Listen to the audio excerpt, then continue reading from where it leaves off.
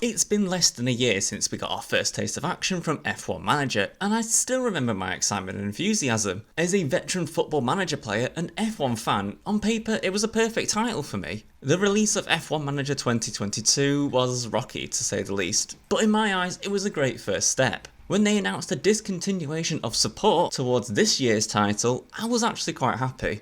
The game was not a finished product. But for a game that will, hopefully, be here for years to come, they had to start somewhere. Putting all your eggs in the basket of the future just proved that. Heading towards the next generation, we got a 2-hour hands-on preview with F1 Manager 2023, including the brand new Race Replay mode.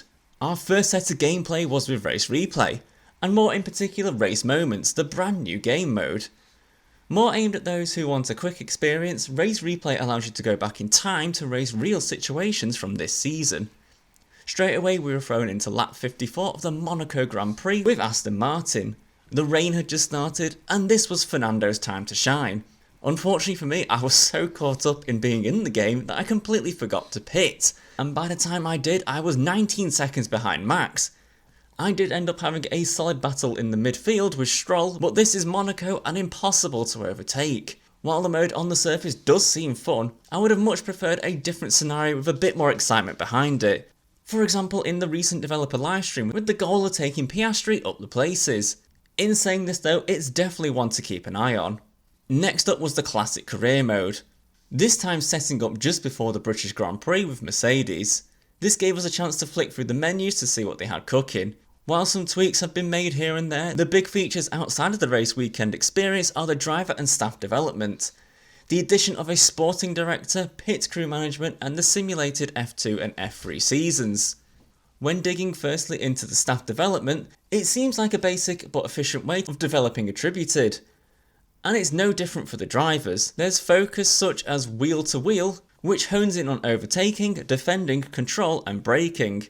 When having a young driver, it seems like you can develop areas of their racing that may be weak. The addition of the pit crew management and sporting director is a nice aspect to add to the depth of the game as well.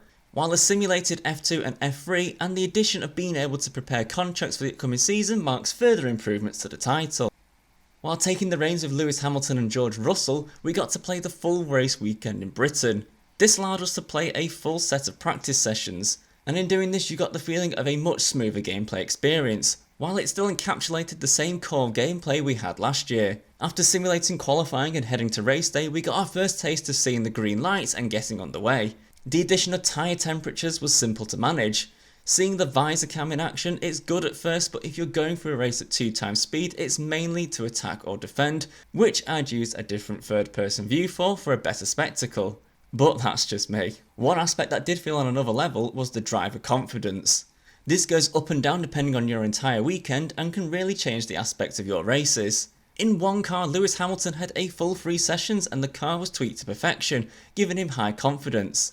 On the other hand, in my game, George Russell missed most of practice too, having to fit a new engine part, so his morale wasn't very high. While it was a bit hard to see a difference in the race, the aspect of not giving your drivers time in practice has the ongoing effect of potentially hampering your race weekend. This gives it another layer of depth and makes the game that much more immersive.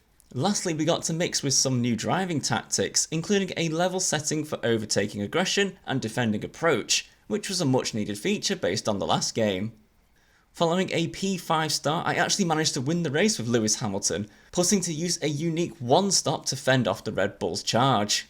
While adding in new core gameplay elements and quality of life improvements, without mentioning the feeling of better graphics and performance, F1 Manager 2023 does not go majorly beyond the previous title.